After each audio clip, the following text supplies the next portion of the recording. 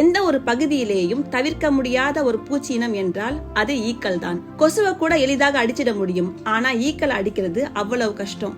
மனிதர்களுடைய பார்வை மாதிரி ஈக்களுடைய பார்வை இருக்காது. ஈக்களுடைய பார்வை தனித்துவமானது. ஈக்களுக்கு கூட்டு கண்கள் உள்ளது.